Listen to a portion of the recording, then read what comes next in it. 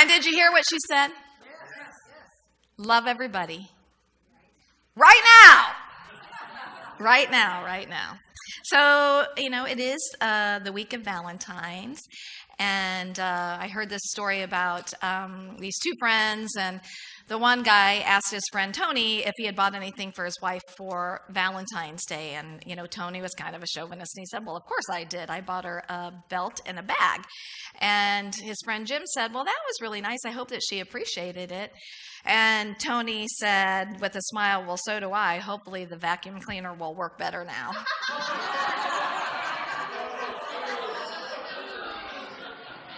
Thanks for getting it, you guys. The 9:15 service, I was like, I don't think they got it, but oh well. Okay, so love, love, love. This is what we're talking about. Love is what we are based on. There is only one presence and one power, and that is God, and that is love. 1 John 4:8 tells us that God is love.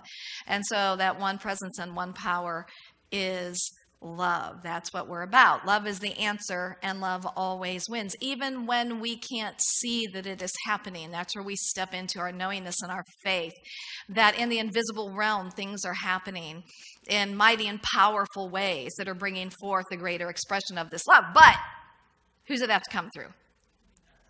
Exactly. It has to come through each and every one of us. Since early November, our country and the world, but especially our country, has been in a mishmash of energy. Would we agree with that? And this really just goes across all party lines. This is, there's just been a lot of interesting energy. And my concern about this is that we can lose sight of each other as human beings. And I know that I have been told that from people that I know that they have had family members that have stepped away from them because of their political beliefs. Of course, Facebook, people have had people unfriend them because of that we're good friends. I'm not talking about, but I'm talking that we're good friends, that have unfriended them because of their political views. And here's the thing I want to say about that if somebody chooses to do that, do you know what your job is? Yeah, it is what we have said at the end of service the last couple weeks with the prayer of St. Francis of Assisi. It is to seek to understand and not to be understood, to seek to love and not to be loved. And I know that that's hard. But, I know for myself that I have been trying to be more open to listening, and I love that the true definition of listen is to be willing to be changed by what you hear. That's true listening. When we're not going in with some concrete idea, to really listen is to be willing to be changed by what you hear. And so I've been trying to listen in a different way. And, sometimes that's in direct conversation with people, but I'm wanting to understand about a lot of people and a lot of ideas that I don't understand. Because I don't want to just stay stuck in my position. Because you know what happens when I stay stuck in my position? I get kind of defensive. And I get pretty closed. And hear me on this.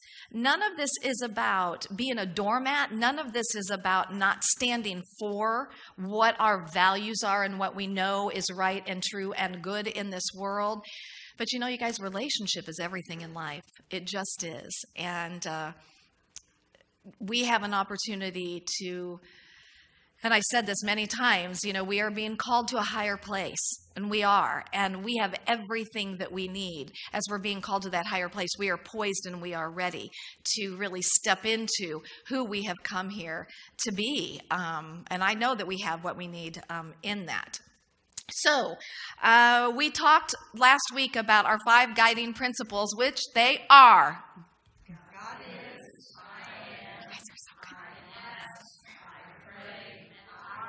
Awesome. God is, I am, I ask, I pray, and I act. You guys are awesome. So, and we talked about this last week insofar as the spiritual aspect of this. So, in the beginning of Genesis, there's the story of creation told in 2 ways, and one is the spiritual aspect, and one is the physical manifestation. So we've got to, and I said this last week, if you did not get to hear the talk, you can go to unityofspringfield.org and listen to it, or you can grab a CD or a DVD in our bookstore.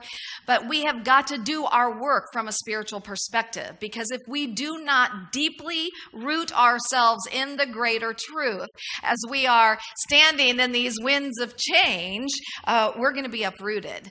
And so we move more deeply into our principles, which are God is the one and only presence and power, and God is all good, and God is love, and there is no opposing power to that. There's nobody trying to trip us up.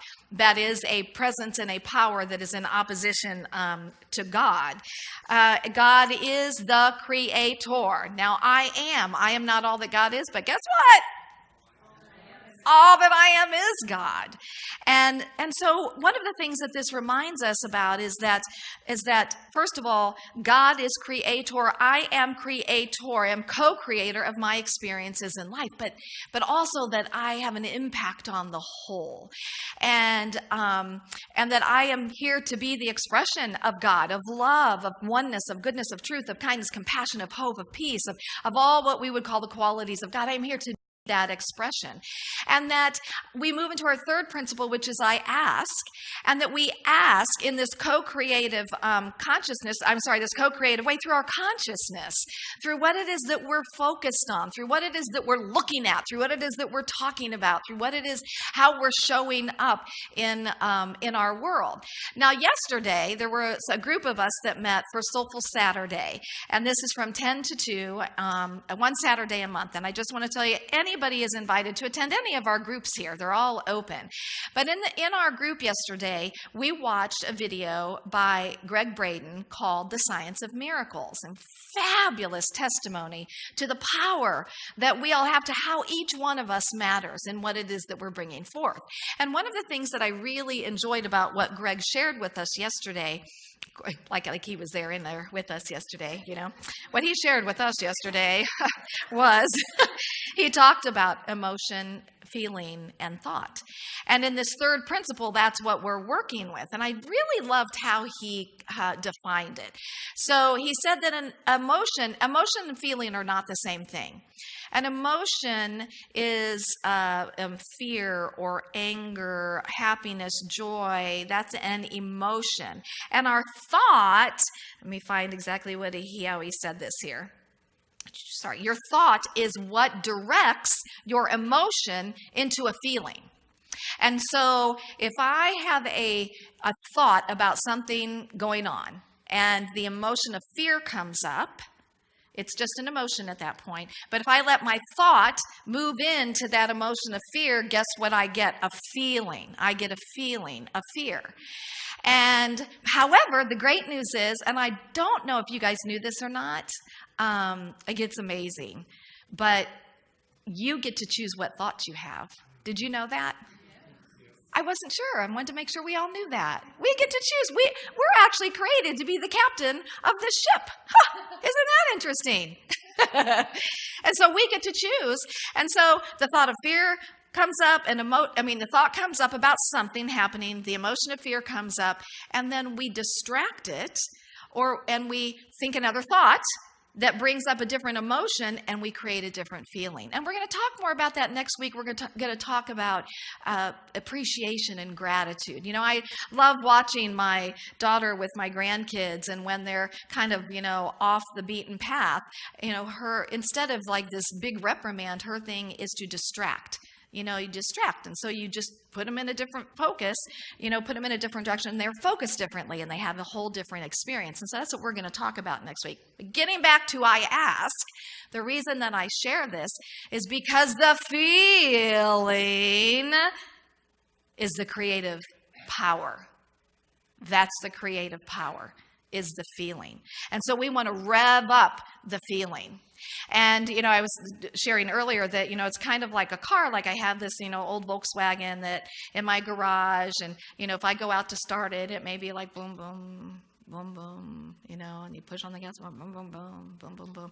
But isn't it the best feeling when finally it, you go, boom, and it's going, and that's what we want to do. We want to rev up the feeling, because the feeling, that's the creative power, you guys. We get into the feeling, and we talked about creating a vision last week, and creating a vision that we can feel, whether it's a vision for our country, for our world, it's a vision for a relationship, for finances, for health. We create a vision and we rev it up with feeling. And so that's how we ask. And then we moved into I pray and I meditate. And the great thing is, if you've written a vision, you've already got your prayer. And Jesus said, believe that you've received it. So you're bringing it to the now moment and you're just saying thank you. Thank you. And you're moving into your vision, and that's your prayer. And then meditation. For this purpose, meditation is when we're just stopping and we're breathing. And guess what we're doing? We're letting go and letting God. We're giving the vision over. We're giving the prayer over. And we're recognizing that even in my greatest and grandest vision in my human mind, that the divine intelligence has far greater possibilities and potentialities than I could ever begin to imagine. And so we let go and we let God, and we get out of the how. And then our fifth principle is I act.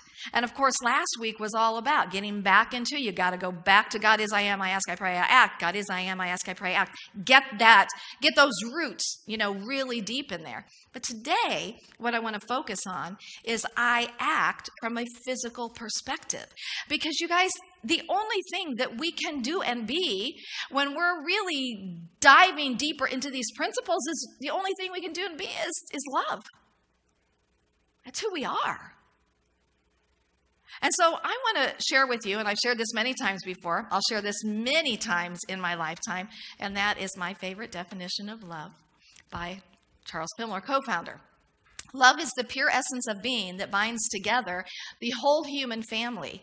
It is the power that joins and binds in divine harmony the universe and everything in it. It is the great harmonizing principle known to man. Look at just that part right there. It is the power that joins and binds in divine harmony the universe and everything in it. It's all that is love. And then it goes on to say divine love is impersonal. Divine love is impersonal. You know what? It loves for the sake of loving. And you know what else? It's not concerned with who or what it loves. And it is not concerned with a return of love. Wow. Wow. And this next part, boy, this is big. Love is an inner quality that sees good everywhere and in yes.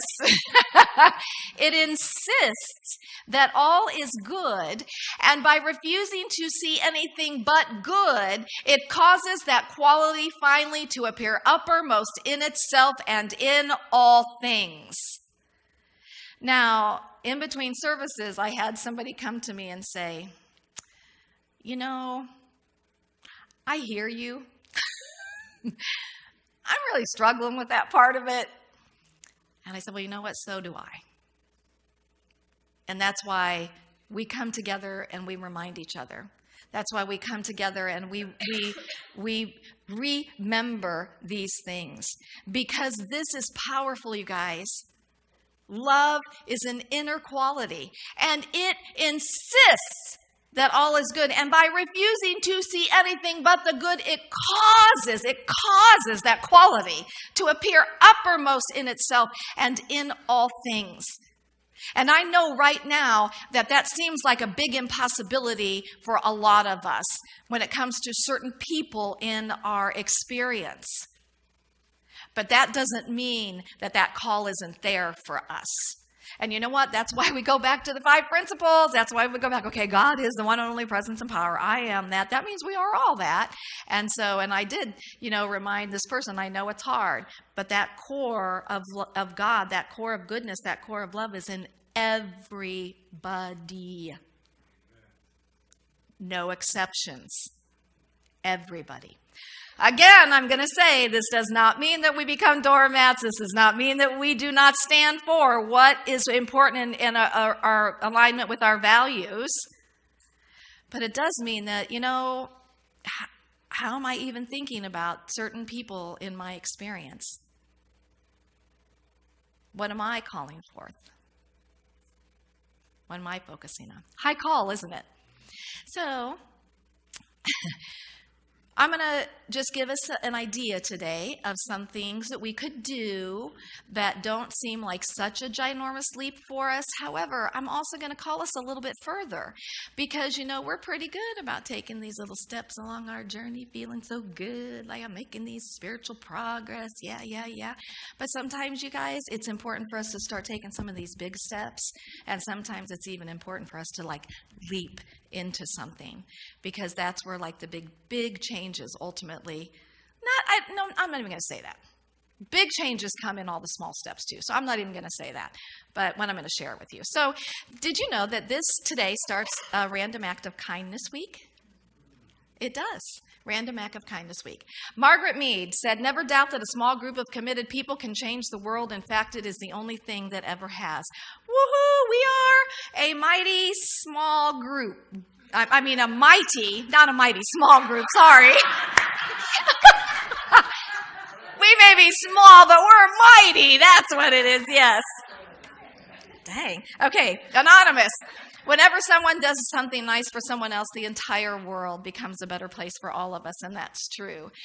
Galatians 5:22-23 says, "But the fruit of the Spirit, this is what we are, is love, joy, peace, patience, kindness, goodness, faithfulness, gentleness, and self-control. Against such things there is no law."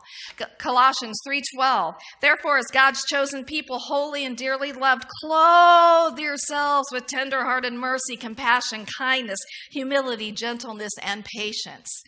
Ephesians 4:32, "Instead, be kind to each other, tender-hearted, forgiving one another, just as God through Christ has forgiven you." And Solomon, in all of his wisdom, says, "What is desired in a man is kindness." And I love this scripture, Romans 12:9-13. Don't just pretend to love others. Really love them. Hate what is wrong. Hold tightly to what is good. Love each other with genuine affection and take delight in honoring each other. Never be lazy, but work hard and serve God enthusiastically. Rejoice in our confident hope. Be patient in trouble and keep on praying. Be patient in trouble and keep on praying. Be patient in trouble and keep on praying. Are we hearing that? Okay, just want to make sure. When God's people are in need, be ready to jump them.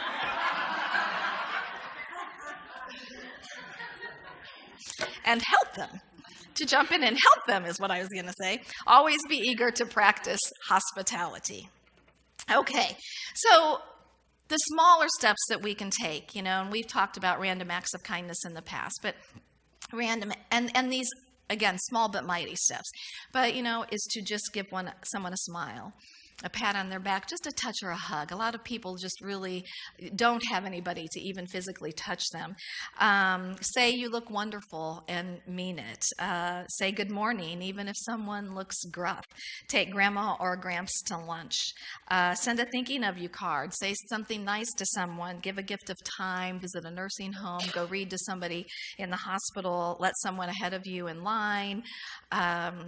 Listen, lighten up, look on the bright side of things for people concerned, pick up litter, compliment someone. One of the things I love to do is to look for something to compliment about, like somebody that's waiting on me in a store or something, because people are usually kind of surprised when you just compliment them, and it lightens everything.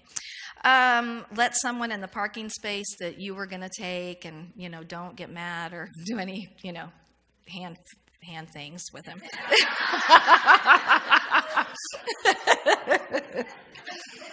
Just saying, yeah.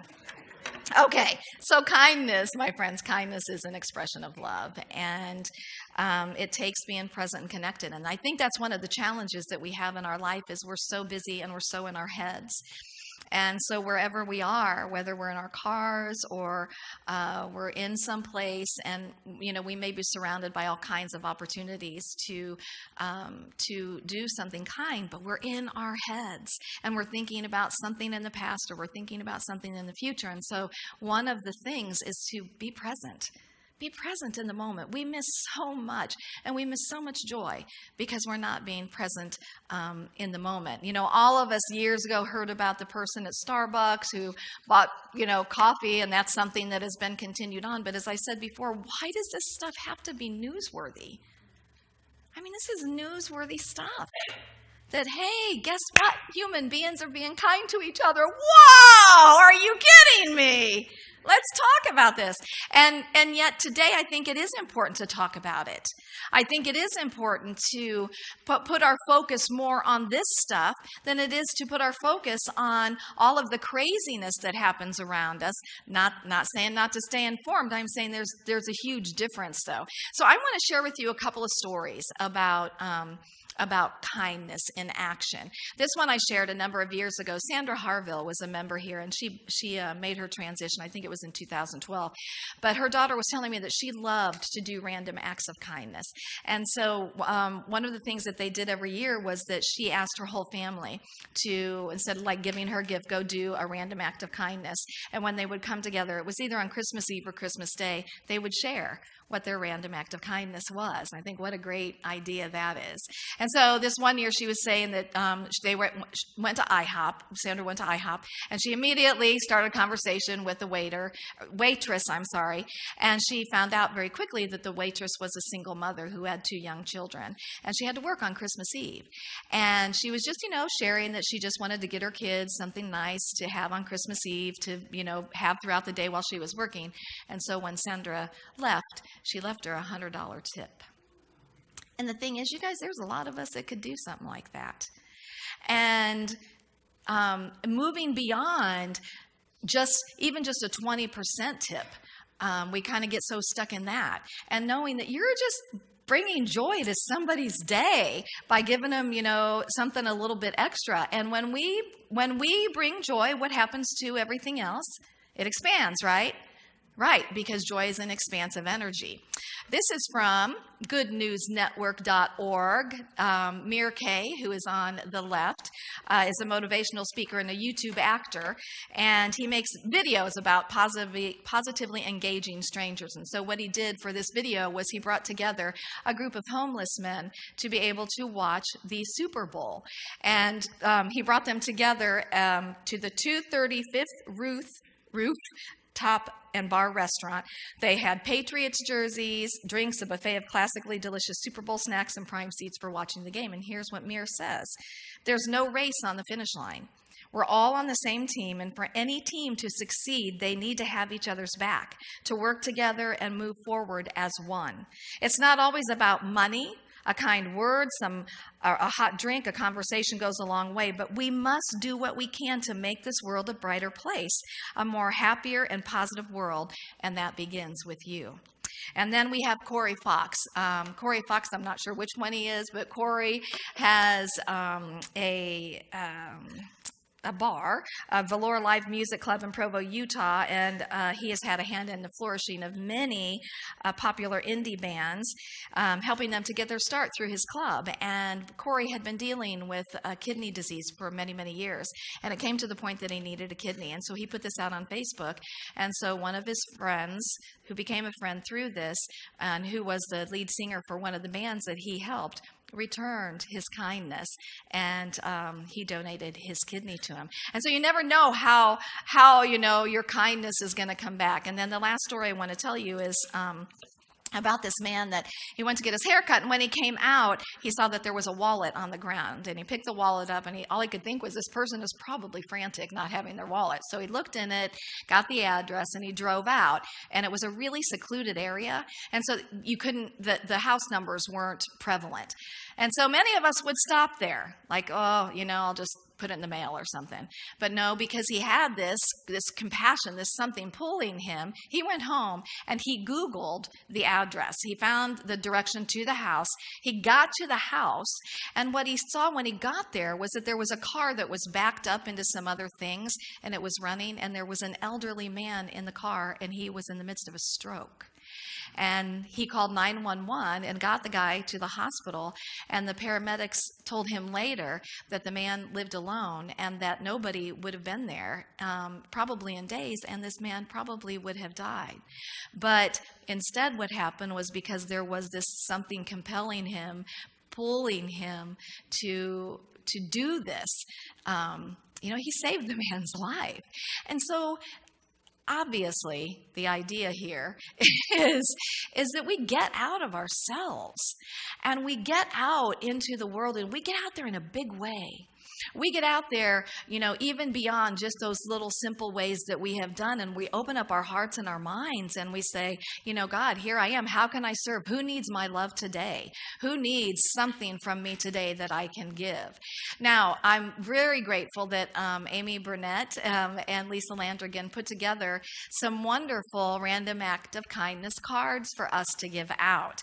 And if you want to just go ahead and, oh no, they're in your bulletin. Thank you. Yes, I thank you guys for putting those in the bulletin. You each have 5. Because when we talked about it, I was like, we can't do just one. We got to do like at least 5.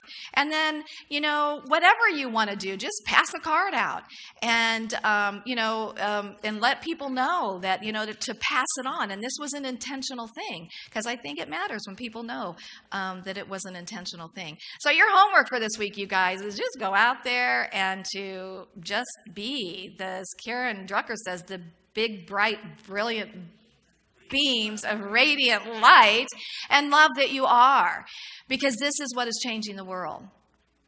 This is what is changing the world, and it's changing it right now. With every act of love, every act of kindness, every act of connection, it changes the world. So go out and have a wonderful time doing this week. I would love if somebody would love to put a group together where maybe a bunch of us could go out and do some random acts of kindness together. Wouldn't that be a fun thing to do? So if anybody kind of is feeling something towards that, that would be awesome. So God bless each and every one of you. Thank you for being a part of this world today, because we are all here for a bigger purpose, and it's my joy and honor to be here with you in that purpose. So namaste.